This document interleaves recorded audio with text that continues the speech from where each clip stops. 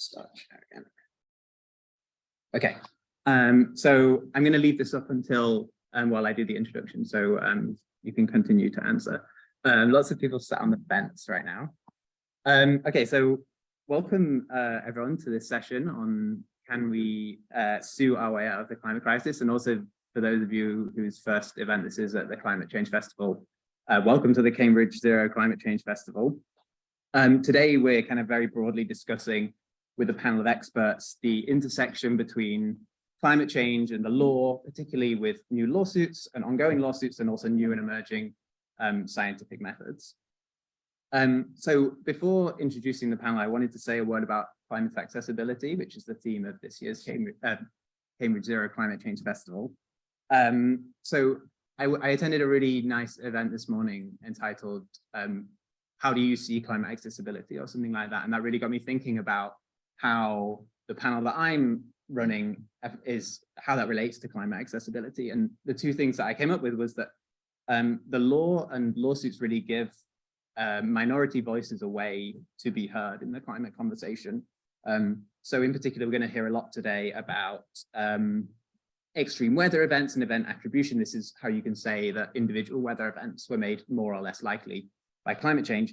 And these extreme events disproportionately affect minorities, not only minorities in terms of the current space and time, but also future minorities. So the younger and even older generations who are affected. And then the second reason is about attribution studies. So this is, again, what I mentioned, how we say that events were made more or less likely by climate change. And I think this is really important for accessibility because it really brings home how climate change is felt by people in terms of weather. You know, we don't perceptibly notice climate change, we notice weather. And so by being able to bridge that gap between weather and climate, then I think that's really important for accessibility. But maybe you can keep climate accessibility in your minds. We're going to have a Q&A at the end, and so maybe you can ask questions about that. So I'm going to introduce the panel now. We were originally going to have 5 speakers. Unfortunately, Professor Joana Setzer couldn't join us, but she's kindly offered that we can show a little bit of what she was going to talk about today from a previous seminar she gave, so I'm going to introduce her anyway. So Professor Joana Setzer is an assistant professorial research fellow at the Grantham Research Institute on Climate Change and the Environment at the London School of Economics and Political Science. That's quite a mouthful. She's a preeminent expert on climate litigation and global environmental governance, and she's also contributing author to the IPCC and heads up the LSE Climate Change Laws of the World website, which is a really cool resource for comparing climate change laws in every country in the world, essentially. And I really encourage you to check that out. Online, we have Dr. Sihan Lai, who's a lecturer in climate science at the University of Sheffield. And Sihan's range of academic interests is quite staggering, from fine-scale regional climate modeling to machine learning to AI and this extreme event attribution that I talked about earlier. And she's really a world expert in that and has co-authored or authored studies on event attribution of heat waves, glacial outburst floods, and wildfires, to name a few. Finally, online, we have Rupert Stewart-Smith, who's a research associate in climate science and the law at the Oxford Sustainable Law Programme at the University of Oxford. So in addition to his pioneering work on the interpretation of climate science evidence in litigation, he's also authored numerous reports for climate lawsuits and studied the impact of climate change on glacial retreat in Peru in the context of the ongoing Liu versus RVA lawsuit, which I think we're going to hear more about today. And with me in person, I'm delighted to introduce, on my right, Sam Hunter-Jones, who's a senior environmental lawyer at the law charity Client Earth. And his work holds governments and businesses to account on climate change, from greenwashing to violations of human rights and failures to comply with climate legislation. Sam leads Client Earth's work on the UK's net zero strategy and recently acted for a group of Torres Strait Islanders in their case against Australia before the UN Human Rights Committee. And then finally, we have Georgia Elliott-Smith, who's the managing director of sustainability consultancy Element 4 and a legal activist. She's been involved in many activist campaigns, including with Extinction Rebellion. She's also taken the government to court over its emissions trading scheme and has very recently and ongoing been involved in a campaign calling for the removal of Coca-Cola as a sponsor of the COP27 climate conference. So there's quite a few responses to the poll, lots of maybes. We're going to return to this poll at the end, so maybe keep this in mind as you go throughout this session. So I am going to turn this off, and I was hoping to now introduce Joana, but she couldn't be with us due to a family emergency, but she has kindly said that we can show her giving a brief introduction to what is climate litigation. So if this goes to plan, I exit that. And now you're all going to see my email, which is embarrassing. So the Grantham so here is Research Joana. Centre at LSE, and she's in charge of their work on climate change laws of the world and litigation. She's a very preeminent expert on climate and litigation, and she's going to just kick off now with 2 minutes introduction to what climate litigation is, so that everyone starts from at least the same base point. So I'm going to hand over to you first, Joana, and then we'll go back and welcome the entire panel. Thank you so much. You see, climate litigation in 2 minutes. Let's see. Well, I decided to give you 3 points. I'll have to be very quick. The first is definition, because it is important to understand what we mean by climate litigation. And the answer is that there are many definitions. And by defining in one way means that you're excluding the others. When we gather data and when we analyze the cases, we tend to take a narrow definition. And the narrow definition is basically that we're looking at cases that explicitly consider climate in the case. By doing that, we're excluding a bunch of cases that are important for climate. And I think this is important in this conversation because the science is not really bothered by if the word climate being in the case or not. It's more worried about climate being affected or addressed. So in the definition of climate litigation, unfortunately, this is usually excluded. Cases that deal with emissions but don't have a discussion on climate change are excluded. And this is something to keep in mind. When we talk about numbers of climate litigation cases, we're looking at the narrow approach. Okay, I said numbers of cases. How many cases do we have? We have, together with the Sabin Center, the Grantham and the Sabin have collected everything that we consider fits in this narrow approach, and we know that there are more than 2,100 cases that explicitly have a discussion on climate within the case, and these are judicial and quasi-judicial cases. This number has increased significantly, especially since 2015. It used to be very much in the US. It has gone now to almost every region in many countries in the world, 43 countries and 15 international courts. The last point, I'm sticking to 2 minutes, is that this body of cases is quite heterogeneous, but we tend to be more interested in a smaller group, which we try to classify. Again, it's a subjective classification, but we try to understand what is strategic litigation.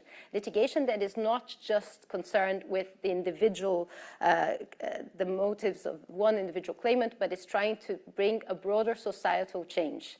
And this means trying to make governments to do more, or to enforce what they've promised to do, or try to change corporate behavior. This group of cases, that we call strategic litigation, it's also growing, and we do this type of assessment where we see how much it's growing. 2 final points. One is that strategic litigation can come in all directions. You can have strategic litigation to challenge climate action, so something to keep in mind. Not all litigation is promoting climate action. And the last and final point, which ties back to the science, is that the last IPCC assessment report 6 of working group 3 recognized that climate litigation has an impact in the outcomes of climate governance. So this is the first time that a summary for policymakers also recognizes that climate litigation is one of the many tools of addressing this problem. And I stop there, hopefully within my 2 minutes. Okay, so yeah, hopefully Joana is going to say something similar to us today. I'm going to stop that share. And yes, so just to reiterate the point that Joanna made there, that climate science is really affecting the evidence that's presented in these climate lawsuits. And that leads me really nicely on to Rupert Stewart-Smith, who's done a lot of work on these kind of law-informed studies. So maybe I can hand over to you, Rupert, to say some more about that. Absolutely. And you can see my slides? Yes, sorry, we lost you for a fabulous. second. Okay, wonderful. No, thank you so much for that introduction, Alex. And I'm sorry I can't be with you all in person today. I was teaching in Italy earlier, so couldn't make it back in time. Climate litigation is ultimately, in my view at least, a response to gaps in governance. It is, to a great extent, it's a backstop that is used in climate action where policy making or the enforcement of policy has fallen short, leading to the contravention of legal rights and duties. And among those governance gaps, one of the biggest is the ethical issue that arises as a result of the essentially inadequacy of the governmental policy making in providing a response to the impacts of climate change. So leaving large numbers of communities around the world who have contributed hardly at all to the problem left to pay for the costs of the impacts of climate change. And so the courts have increasingly been presented with the question, can they provide a route to justice for affected communities who, through little fault of their own, are suffering from the impacts of climate change? And one such question that's arisen is this one, which is on the screen in front of you. Should a Peruvian farmer be able to sue a German energy company for climate change impacts happening in Peru? You might think that this sounds in principle like a morally good thing to do, but in practice, you might be concerned that there will be challenges to do with jurisdiction, the fact that Peru is a long way away from Germany, scientific challenges to do with, can you really prove that a German energy company is causing harm on the other side of the world? This is Huaraz, a city in the Peruvian Andes. And in 1947, when this photo was taken, that was 6 years after a devastating flood cascaded through the valley above the city into Huaraz. It killed around 1,800 people in this devastating event. But over the last 70 years, the Palcorahu Glacier, which lies behind Lake Palcacocha, which was the source of that flood, has retreated about 1 kilometer back up the mountain, creating a much larger lake than the lake that existed prior to the 1941 event. The risk today is that the lake is about 34 times larger in volume than it was 50 years ago, and about 40,000 people live in the direct path that a flood would take were another outburst flood to occur.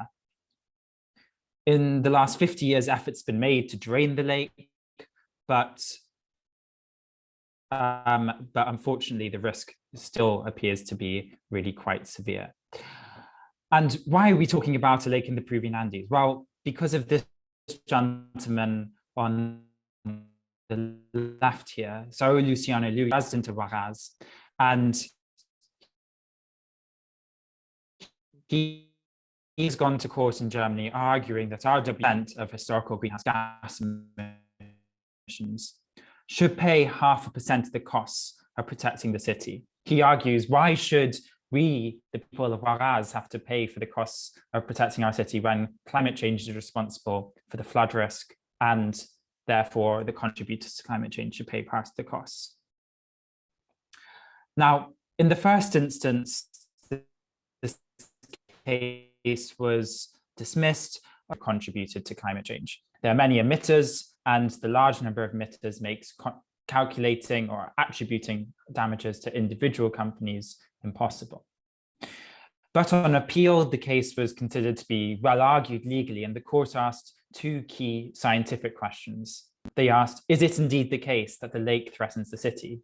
And there's ample scientific evidence that suggests it does.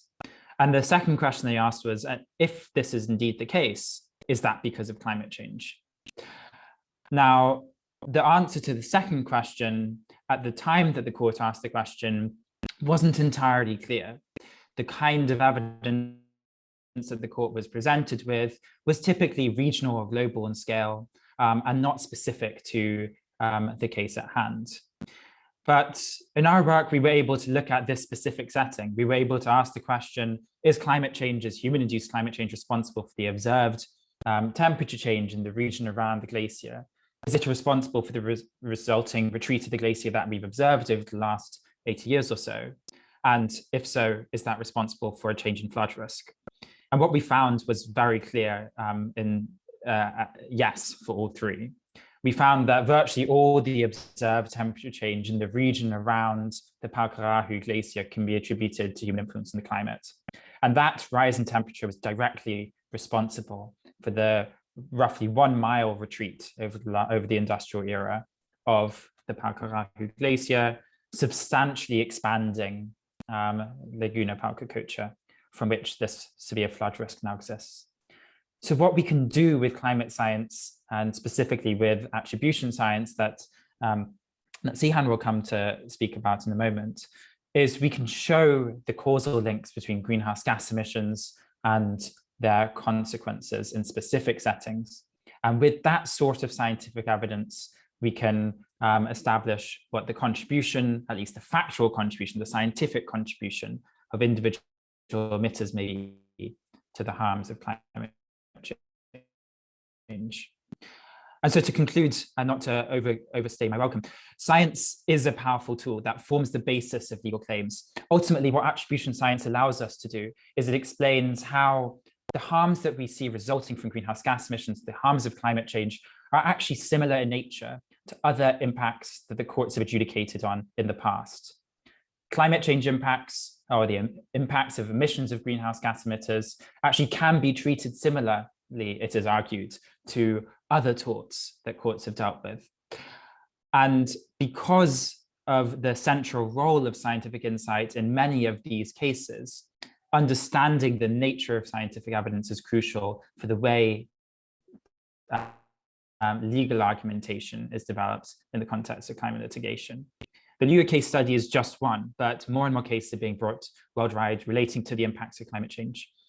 Relatively few to date have sought compensation for impacts of climate change, but growing numbers of cases deal with its impact in one way or another, either trying to reduce greenhouse gas emissions to prevent further impacts, or seeking compensation for adaptation costs. And to any scientists or lawyers in the room, I'd particularly want to note this last point, that interdisciplinary research has a central role to play here. It can unlock the potential of the law to address climate-related governance gaps. It can inform legal reasoning, and it can support the development of successful claims. Anyway, thank you very much for your attention. I look forward to receiving any questions you have. Great, thank you so much for that, Rupert. And I think you've very, very nicely introduced Zihan's work on attribution science there. So I'm just going to hand straight over to Zihan to tell us a little bit more about attribution science as a field and her work in it. Oops. Can you see my screen? Yes. Great. I'm running two screens, so sometimes it may seem like I'm looking not at the camera, so I have to apologize for that, if that happens. Sorry I couldn't join in person today. I was also teaching in the morning, so couldn't make it in person. So today I'm going to briefly talk about kind of my take as a climate scientist on how the attribution science field has evolved over the past decade or so, and what I think is the most kind of challenging issues that we should aim to tackle in the next decade as a field. So first of all, extreme weather events is not really a stranger to us. This year alone, we have seen flood events in Northeast Brazil earlier in January and February, and we have seen extreme heat waves in India, and also extreme heat waves and wildfire events across the whole of Europe. And we have seen heat waves in America, and also the most severe and devastating heat waves and drought in China since the country was founded. And also we've seen floods in Pakistan that the country is still trying to recover from. So as extreme weather events happen more and more frequently nowadays, people are routinely coming to scientists and asking if they are caused by climate change. 10 years ago or longer than that, it's not easy to answer this question. But today, with this new type of research called attribution science, we can determine now if climate change made some extreme events more severe and more likely to occur, and if so, by how much. There have always been extreme weather events caused by numerous natural factors, but climate change is increasing the number of occurrence and the strength of these type of events. So now it's possible to quantify climate change's influence more precisely on these type of events. So this is a figure that I quite like. It's made by one of my dear colleagues, Sarah Sparrow. So for any attribution study, there are always kind of different possible outcomes. So the first one is that global warming and anthropogenic climate change has made the event more likely to occur or has increased the intensity of such events.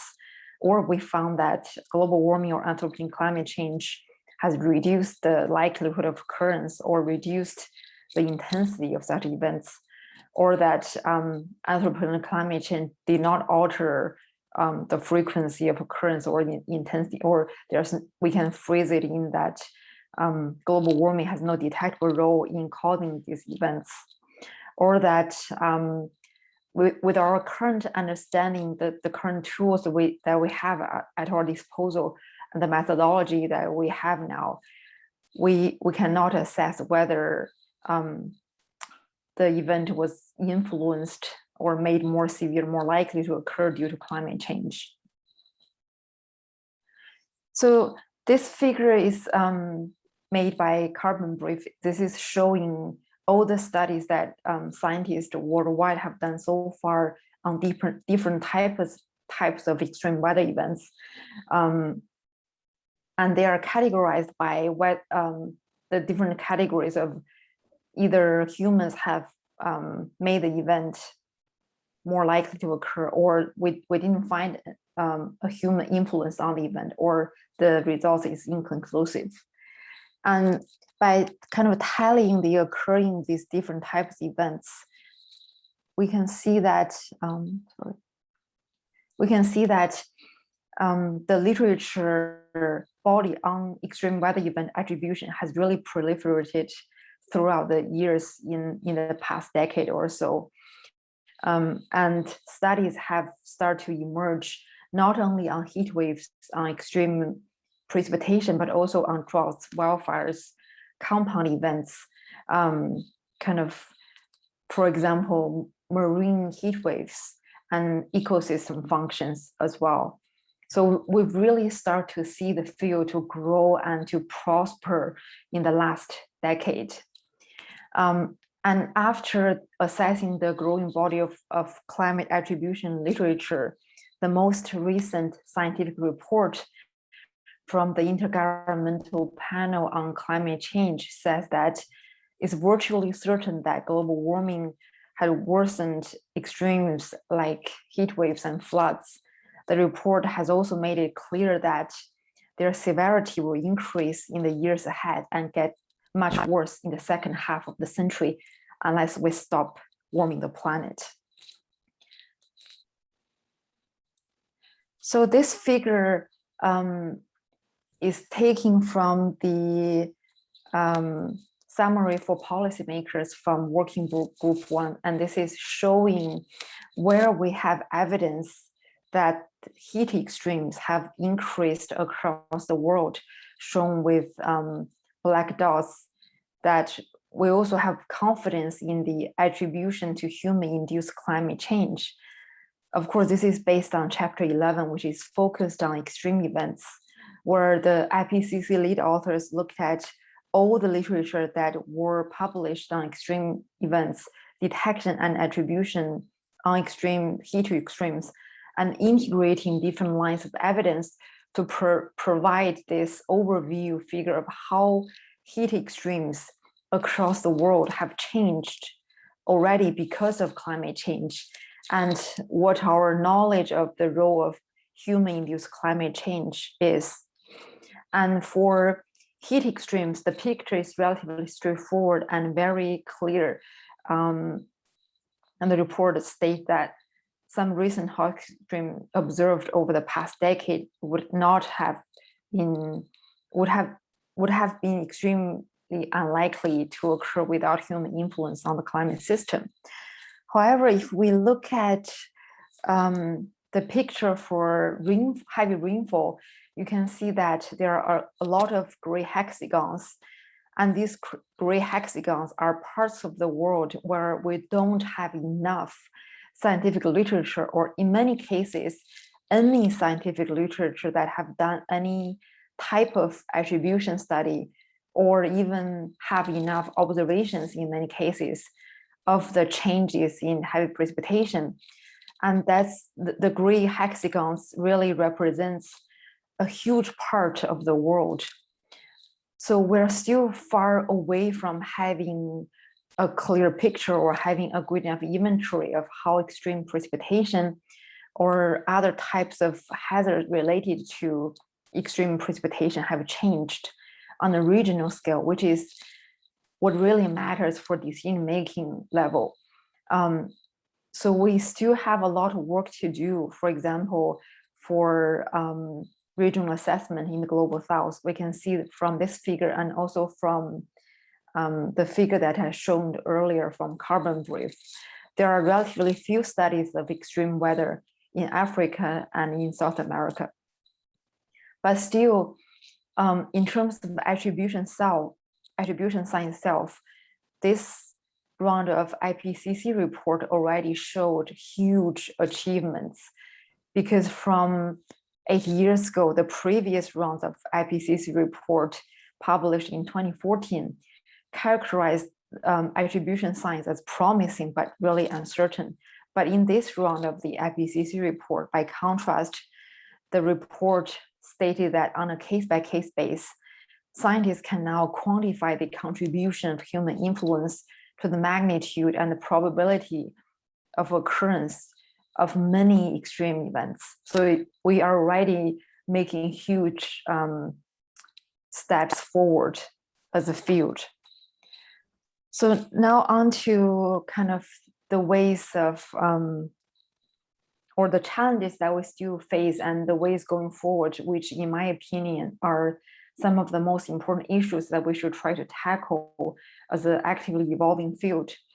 As you probably have already gathered from the previous figure, to me personally, one of the most important things to tackle is to expand the extreme event attribution study to cover a larger and more diverse geographical area, especially to really make an effort to do more study in the Global South.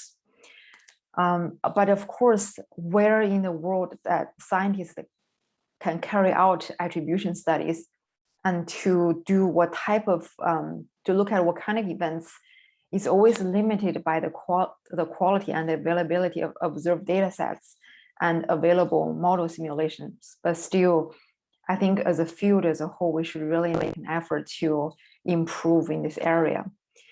And the second area that I think as a field we should focus on to make better is to provide more definitive attribution on extreme precipitation events, for example, those that are associated with hurricanes. At present, attribution results are more robust for extreme heat waves and gradually changing conditions that cover a large area like sea level rise or global average temperature or the extent of Arctic sea ice. But trying to quantify how much climate change has increased precipitation is still challenging for a large part of the world. And there's a reason for that, because the current models that we work with have gray boxes that cover relatively large spatial areas. For example, they cover on the order of 100 miles by 100 miles grid boxes. And with the integral box, there's one number that represents everything for precipitation. Whereas if we think about extreme events or storms, oftentimes they happen on very narrow geographic bands. So there's limited capacity for the current models that we're working with to represent extreme precipitation well. However, in the future, I do believe that attribution science will likely become more definitive, because every 5 to 10 years, we have more years of data. So we're better positioned to estimate what the baseline risk is for these very rare events. And because we also have new data products, like the satellite products that can help us to get a better handle on rainfall in places where there may not be a lot of observations. For example, in the gray hexagons that I showed earlier in the figure. But I think more importantly, as our computing power grows, the models that we work with will get finer and will get finer spatial resolutions, and we'll be able to simulate storms that happen on a smaller spatial scale. With these higher resolution models, we can better resolve and better quantify, therefore more definitively attribute human influence on extreme precipitation. And the third strand of work that I think are important to think about as a field as a whole is the attribution of compound extreme events. Other than the extreme heat waves and heavy rainfall and droughts, there are these compound extreme types that we are more vulnerable to. So this is really thinking about the combination of, or the cascading sequence of different types of extreme events that come together that will produce very severe disastrous impacts for study. For example, if we think about what happened this summer in the UK and across wider Europe, so we have these heat waves, repeated heat waves and drought conditions occurring at the same time, or we have wildfires happening after an extended period of heat waves sequentially, which will render more disastrous impact on society. But currently, we don't actually know or have a good enough definition of what these type of compound events are and what type of compound events are causing severe problems, because we don't have a bottom-up assessment of what we're vulnerable to. I think after we have done that, then we can look at how these compound events are changing and how to attribute these compound events in the coming years. With that, I will stop and happy to take questions. Thank you. Thank you so much for that, Susan. Oh. You've got a clap from the room. It's, Oh, thanks. Okay, yeah, thank you. That was incredibly comprehensive. I am now going to bring us back to the room. So we've kind of heard from the academic side, if you like, if that's, I said that in a bit of a derogatory way, I'm sorry. I'm allowed to say that as an academic myself. So I'm going to bring it back to the room where we've got Sam and Georgia. And so, yeah, I think my question for you, Sam, is what is the view from the courtroom? What do these cases look like in practice? And I think you're going to say maybe a bit about that and your experiences of with the Torres Strait Islanders. So maybe I can. Thanks very much, Alex. Yes, I thought that the Torres Strait Islanders case against Australia might be quite a good example of how actually, so how science is used in litigation, but also the point you made earlier, Alex, about minority participation in these kind of issues as well, because it's a case all about Indigenous rights and the intersection with climate change. So this was a decision from the Human Rights Committee in our client's claim just a few weeks ago now. And I will start by giving a bit of a very quick overview of what the claim involves and the kind of process, if you like.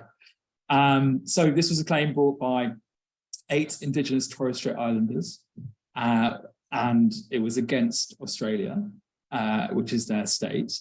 And principally, it was a case all about the risk that climate change and mostly rising sea levels were posing to continued safe habitation of their islands, and in turn, the survival really of their millennia-old culture. The complaint was brought before the UN Human Rights Committee, and that is an international body that is in charge of monitoring compliance with one of the most widely applicable international human rights treaties. That's the International Covenant on Civil and Political Rights. The Human Rights Committee is not technically a court, but what it does is it issues what are very authoritative statements on international human rights law and also compliance of individual states against those laws. What the claimants were seeking from Australia was basically sufficient investment in adaptation measures on the island so that they could have assurance that they would be able to continue living there in perpetuity and that their generations could continue their culture. So that Australia also acted on the root cause of the problem, they also sought much more rapid and concrete measures on emissions reductions as well. So there's two sides to their claim, really, adaptation and emissions. And really the decision ends up focusing on adaptation, which I'll go on to talk about. And the violation of the rights in question here were the rights to life, private, family and home life, and also culture. And they also relied on those rights when read with the rights of the child. So just a really quick bit more sort of practical background on the Torres Strait region and the issues. So those are our 8 claimants on the slide there. And the map hopefully gives you an idea of where Torres Strait is. It's North Australia, between the tip of Queensland and Papua New Guinea. And there are hundreds of islands in the Torres Strait, but only 16 are inhabited. And that picture on the slide there is of Masig, which is one of the claimants' islands that's under threat from sea level rise. So, in addition to the claimants' own witness accounts of the threats that they were facing to their culture, to the risk to their everyday life and a way of life and access to food sources, we also submitted an expert scientific report on future impacts on the islands that was produced by a number of scientists, including ones that work on the Intergovernmental Panel on Climate Change reports. And the overarching finding of that evidence was that there were immense risks to the islands that threatened the viability of future human settlement. And it also modelled the erosion and flooding risks for each of the islands in question, which are Boigu, Porrima, Warraba, and Masig. And so for Masig and Boigu, the report concluded that really what's required was immediate urgent action if to avoid the islands becoming unfit for human habitation in the next years. So extreme urgency needed to construct seawalls, come up with adaptation measures. For Porrima, there was a window of 10 to 15 years in which action would be taken. And then for Warraba, the urgency was perhaps less obvious, but still, when you look forward to 2050, there was a huge change in what's called the return rate of these kinds of like big storm and flooding events. So what was currently a 1 in 100 year event would become a 1 in 4 year event in 2050, and then something would happen every few days by 2100. So what did the committee decide? It said, and it relied on the fact that Australia hadn't actually contested any of the scientific evidence or any of these risks to the communities on the islands. And so it was able to use the information that the claimants had submitted themselves and this kind of scientific evidence that had been provided in support to find that Australia had violated the claimants' rights to private, family and home life and also to culture. And that was principally, as I said earlier, on this failure to provide timely and adequate adaptation measures. They also emphasised a really important aspect of the case, which was the fact that the displacement from the islands would threaten their ability to pass on their culture to future generations. And so you see a really important clarification of the law around the right to culture for Indigenous communities. In terms of what Australia needs to do in response to the decision, the committee said that it needed to provide the claimants with adequate compensation. Most importantly, it needed to implement measures that would secure their safe existence on the islands, and it needed to also engage in meaningful consultation, monitor the effectiveness of the measures, and take steps to prevent violations in the future. And that, I think, necessarily must include reducing emissions as fast as possible, given that not doing that will only add to the problem. And finally, Australia's next steps are to respond to the committee within 6 months. And I've put on the slide there some of our clients' reactions who are really happy with the outcome, but are also looking ahead to continuing their engagement with the Australian government and waiting to see the government's response in the coming months. I think it's a case that's that sort of shows the importance of robust scientific evidence, and it also shows how having incontrovertible scientific evidence can lead to some really interesting developments in the law and give courts and bodies like the Human Rights Committee the confidence to apply the law to new circumstances, new emerging threats like this. So I'll leave it there and look forward to discussing in the panel. Wow. We've got a very generous audience today, for everyone. Thank you very much for that, Sam. So, yeah, I'm now going to hand over to our final speaker, Georgia. Sorry, Georgia, I'm putting you off with the picture. Yeah, I think there's an interesting question for me about who is bringing about these lawsuits. So, of course, Sam is working for an environmental charity and they're pushing a lot of these lawsuits. But increasingly, I think we're seeing that lawsuits are being brought about by individuals. And that's something that you've done yourself. So maybe you could say a little bit about your experiences as an activist bringing about litigation. Okay, I'm the troublemaker, basically. So I'll just cover a bit about how I came to this, because I'm not a lawyer. I didn't study law. In fact, by background, I'm an engineer. I work in the construction industry. I'm a sustainability consultant. I work with businesses to try and make them green, in a meaningful way. But what happened was back in 2018, the planet was on fire and the IPCC report came out talking about, the tipping points. And I realized at that point that I had failed in my sector as an environmental engineer, that all of my career I'd been spent sort of tiptoeing around the edges, crowing about tiny gains, on token projects. And actually, during my 25-year career, we had just been, sledging towards disaster. So it was at that point I became an activist, and I went and joined Extinction Rebellion. I went out on the street, and it was an amazing way for me to handle my grief around the situation and to meet other like-minded people. And that was an incredible experience. And then as my experience of being an activist became more focused, I started looking at issues in my local area. And in North London, where I live, one of the UK's largest waste incinerators was about to be built. And this is in an area of huge social economic deprivation, very polluting. It makes its business out of mainly burning plastics and then calling it green renewable energy. And became really cross about this, not least because as an environmental engineer, I had been there during my career to audit it. And I had bought into the greenwash that this was a solution. It's like, we've got a waste problem, we need energy, put the two together, what's not to love, And so even as a professional in that sector, I had bought that solution as being part of the climate solution. So having then reviewed the science, changed my mind about that entirely, I became a campaigner with a group called Stop the Edmonton Incinerator. And we did a lot of great work there. And actually one of my fellow campaigners is here today as well.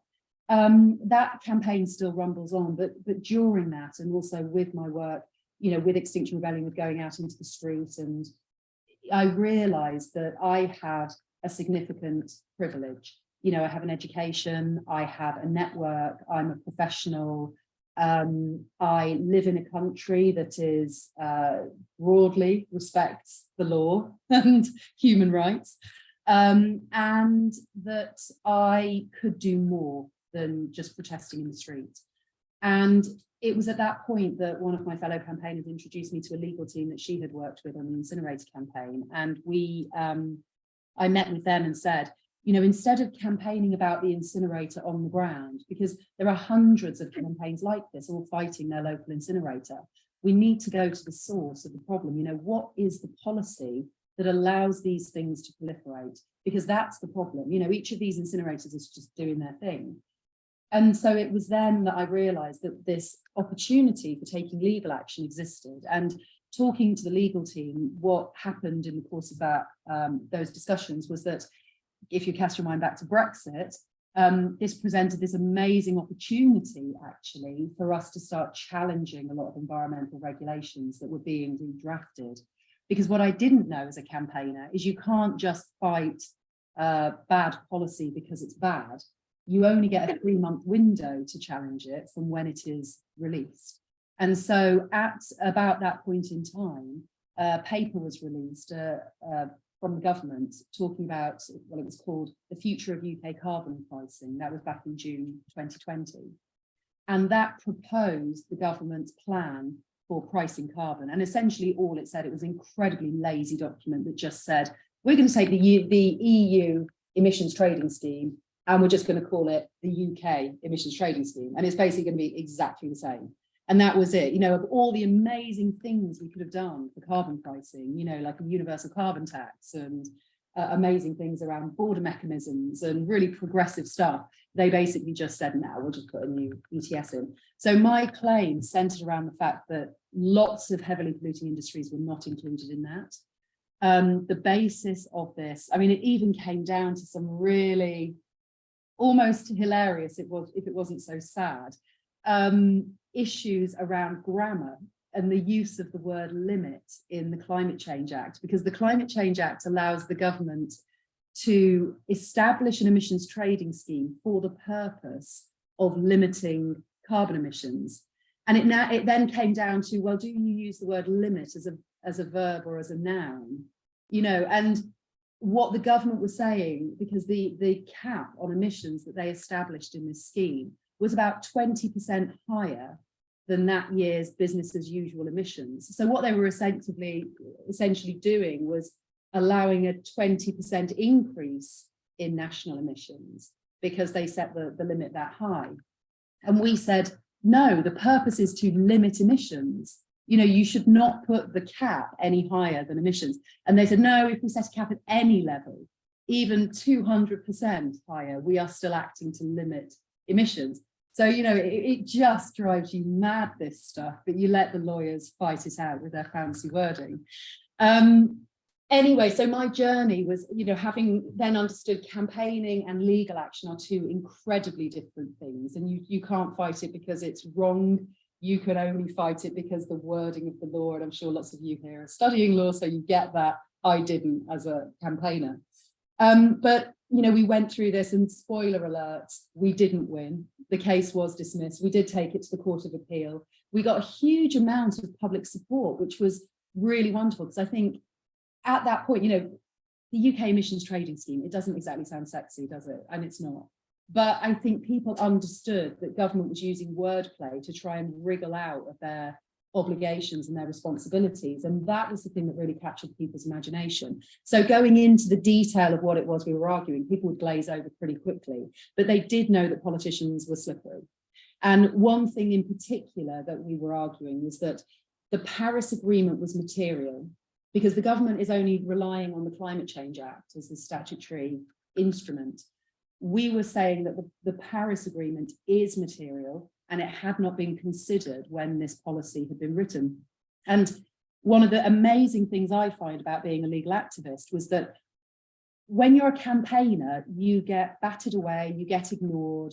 If you get a response at all, then it's just platitudes and it's cut and paste responses.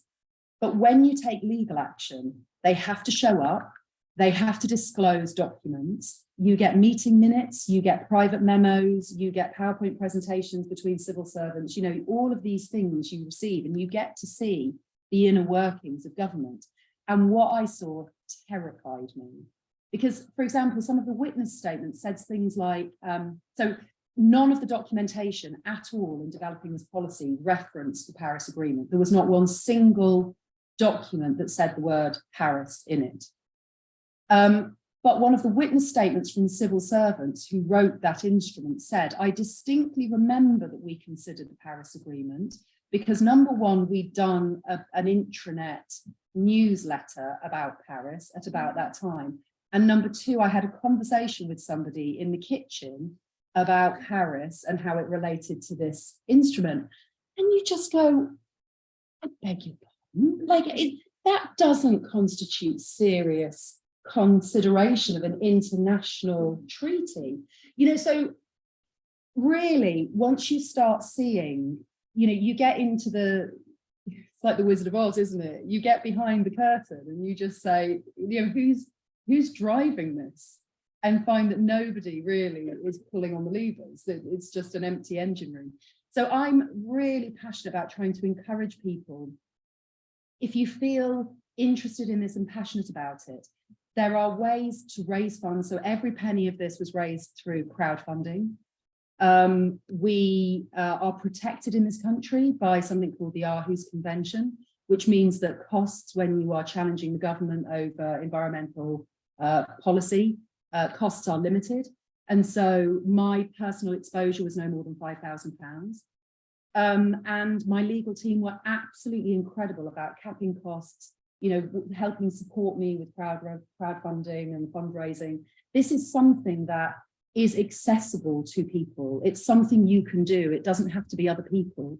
So I really, you know, I love it. And I really want as many people as possible to start doing this because, you know, I am now a serial MP botherer. You know, I make it my business to kind of get involved in this stuff because it's so easy to sort of shrug and go, it's the way it is.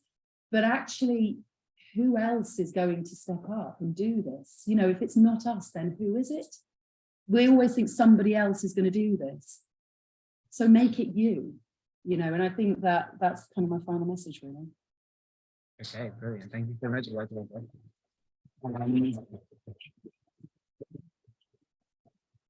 Okay, so we've run slightly over, but we have the room for a while. So I think it'd be a real shame if we didn't have a bit of a Q&A, and Rupert and Sihan have kindly agreed that they can stay a bit longer. If that's okay with you two, I think we could open up the room to questions. If you need to run off, of course, please do. Is that okay? Yeah, are there questions in the room? Yeah, there's a hand straight up here. But if you could speak very loudly, that would be great. And maybe I will also try and interpret your question for the online audience. Sorry, I don't have a microphone. I can You can even come to the front if you feel okay doing that. Sure. Hi. Okay, hi. Thank you so much for being here. My question is kind of about the intersection of modeling and how modeling holds up in a courtroom. So there's a great deal of like uncertainty in creating models and the creation of models. So my question is kind of how much certainty or how much uncertainty within a model still holds up in the courtroom when using it as a source of robust scientific evidence. Thank you. That's a really wonderful question. I feel like maybe Rupert or Sihan, did either of you want to jump in? I feel like you probably both worked quite extensively with models.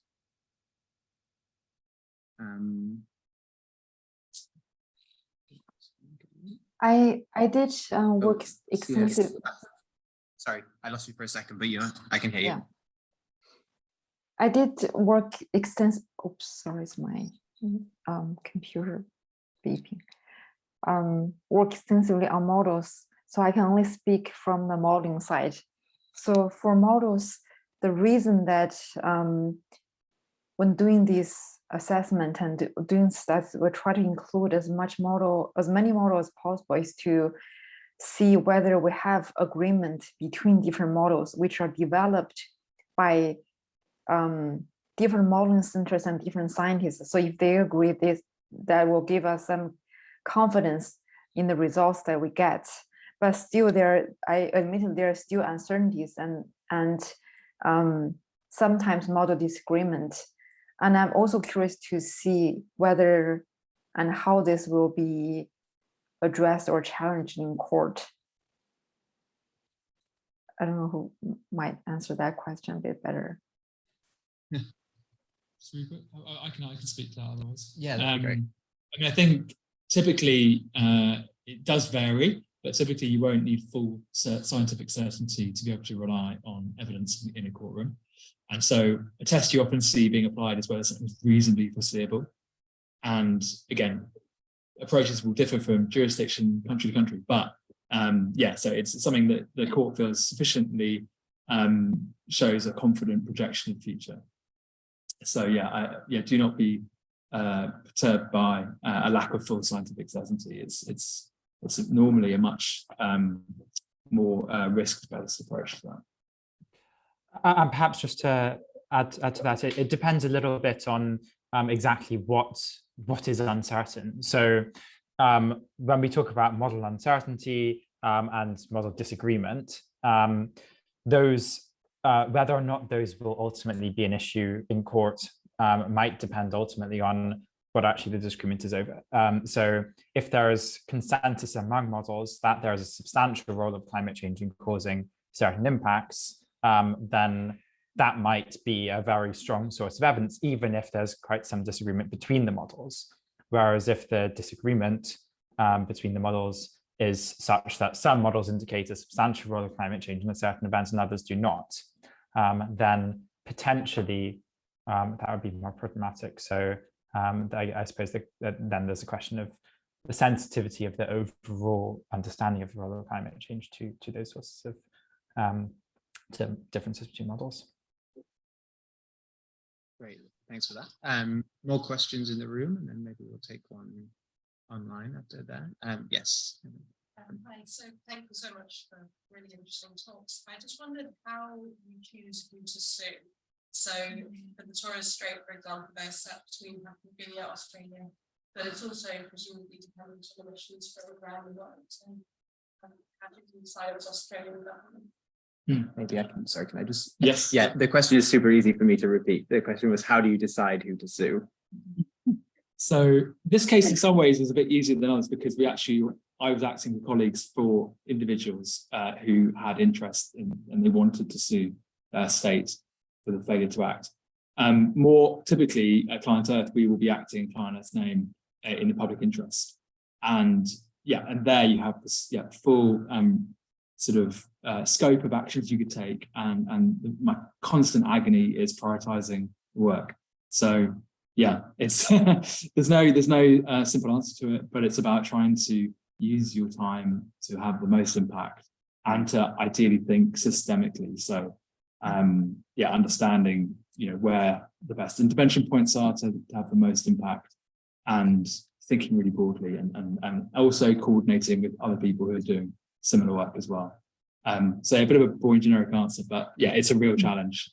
I can say a little bit, just in that I know that the legal team I was working with they have a strategic plan about the sorts of precedent that they want to set. So one of the things out of my case was that actually it's really important not to worry too much about whether you win or lose sometimes, because what I learned is that in the ruling, there can still be statements, even if the overall ruling doesn't go in your favor, there can still be statements that set certain precedent. And actually a precedent that was set in my case enabled other cases to proceed on that basis. So the precedent in my case was to say that the Paris Agreement is material and must be considered in the short to medium term, because at that point the government was only relying on the 2050 target rather than putting today's policy in line with the Paris Agreement. And so in that statement, other cases were then able to say, right, quoting Elliot Smith versus Secretary of State, And I feel really strongly that that's an important way of building this wall, brick by brick. and not focusing too much on those big, I mean, the big win would have been really nice, but that's what I say to console myself. I'd also really be interested in your thoughts on this, Rupert, with the Leo versus RVA case. Why was RVA the target of your, your lawsuit, but that particular lawsuit? Yeah, I think so. Part of the answer to the question is who can you sue? Because of course, there are jurisdictional obstacles to bringing certain types of claims. For instance, it's generally considered to be unlikely that the plaintiff in Leo versus RWE could have brought the case in the US, often because there are bigger hurdles to extra jurisdictional plaintiffs, so non-US plaintiffs bring cases against US companies, for instance. In that particular instance, my understanding is that because the case was supported by a German NGO, it made the most, RWE was essentially the logical target in that instance. So that is why they went after them as one of the largest emitters in Europe. But also because of certain characteristics of the German legal system that can facilitate claims like that, especially with extra-jurisdictional plaintiffs. So, and the case itself is based on a specific article of the German Civil Code that the lawyers presumably felt offered a reasonable chance of a success. So part of it is, whether or not who you can bring a case against. Part of it is who is a good defendant. In the case of climate damages lawsuits, larger emitters make larger contributions to risk or larger contributions to impacts. And so simply the remedies are going to be larger as a result. And then part of it, as was mentioned before, is considering the potential systemic impacts. If you bring a case against a certain entity, is that likely to change the system? If you cut off financing from a Dutch bank, financing for instance, deforestation in the Brazilian Amazon, does that mean that another bank just goes and finances it instead? So are there those kinds of substitution effects, or are there certain actors that are so significant in the system that addressing their contributions has the most outsized impacts? Thanks for that. I'm going to go online for the next question. And this is quite a contentious one, I think. So the question says, are the current frameworks fit for purpose when it comes to confronting the unequal distribution of cause or risk when it comes to climate change? So far, current frameworks have failed to decrease emissions and set up an effective monetary system to support climate, have failed to set up an effective monetary system to support climate vulnerable countries. So I think the question really is, why, given that the law has not been able to lead to effective climate action so far, why should we trust it as a potential source for climate action in the future? Yeah. Go on. So I mean, obviously, it's right that at the international level, we don't have an agreed framework for what's called loss and damage. So climate vulnerable states that have suffered huge losses because of the actions and the emissions of high emitting states, and so I think that's something that's a big focus for the future climate negotiations, ones that are upcoming in Egypt. And I think cases like the Torres Strait case show how courts can look at issues of compensation and restitution for communities that are affected. Obviously, that's just one case under one legal framework, but it shows how things could look more broadly.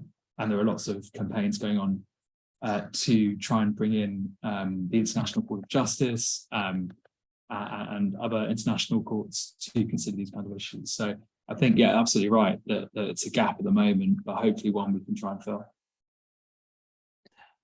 It's certainly the case that, in my view, existing frameworks in the form of, for instance, decisions of the United Nations Framework Convention on Climate Change have been deeply deficient in terms of, exactly as you say, providing, for instance, compensation or sufficient support for climate vulnerable countries. Now, whether or not the existing body of legal action has been sufficient to overturn that, well, it hasn't been, but the the courts in many ways are seen as a route that can facilitate at least some progress on this front. So the successes we've seen in cases including the Torres Strait case, but in others as well, has been to ramp up climate action in some instances. And there's a lot of learning by doing that's going on as well. We don't have the time ultimately, but in practice, we're seeing more and more successful cases being brought on the back of, and Preston was mentioned before, but on the back of previous successful claims. And so we're far from there yet, but the end game of climate litigation, especially climate litigation for damages, might not be that you end up with thousands of successful claims brought on behalf of thousands of affected communities, but rather as these successful claims build up, as we saw in the context of litigation against the tobacco industry, that could in turn lead to more ambitious action on behalf of governments as well, and starting to see legislative responses to successful litigation. How successful those will be in fully addressing the unequal distribution of contributions and harms, well, that remains to be seen. But the thinking at least is that the courts offer one route to which we can start to address these issues. Thanks for that. Maybe we take one more question in the room. There's a hand up here. Yeah. Thanks so much. My question was about anti-climate litigation.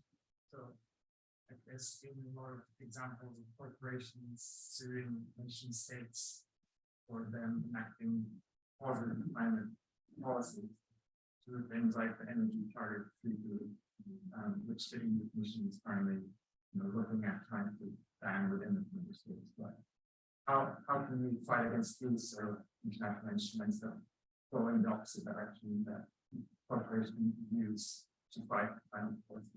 Yeah. So the question for those online was, how do we fight anti-climate legislation? So, for example, companies suing governments because the governments are putting in pro-climate legislation, for example. I think there are main things like the loss of profits. And and how that relates to the loss of profits. Anybody jump in? Maybe Sam? Yeah, I think so. Yeah, clearly, what's called investor-state dispute resolution and investment treaty claims can have a hugely problematic and chilling effect on government's response to climate change. So the threat of an investor bringing a case can often be seen as hampering, really adequate policy in different governments. I mean, it's with these cases that have been threatened. You've seen one in Italy that succeeded, brought by a UK oil and gas company, but some of them may, as they go forward, if they do go to a decision, may clarify the scope to which these treaties are meant to incorporate and give states space to regulate. In theory, they should, but in practice, there's absolutely that really negative chilling effect. And you've seen a lot of the coal phase-out legislation in Europe and Germany and the Netherlands being challenged on that basis, and some claims being dropped, but it's clearly been used by companies as a sort of credible threat to push back against phase-outs. So yeah, no, I think it's a good point. Anybody else want to jump in on that? Georgia, do you have any experiences of bringing kind of lawsuits that challenge lawsuits that have been brought about? Is that something that you have any experience of?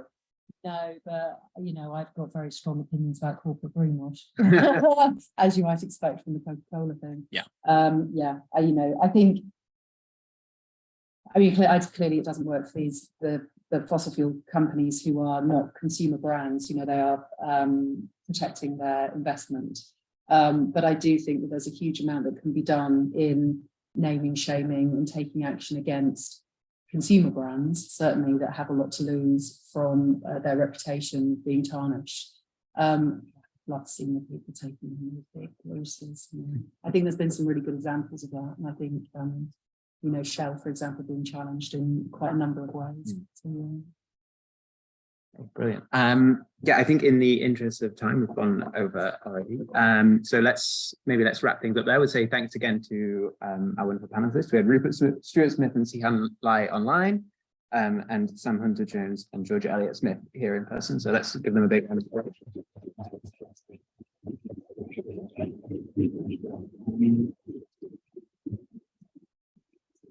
And yeah, thank you so much for everyone for attending. Hope you learned lots here today. There is a recording that I'll distribute if you are interested in circulating that.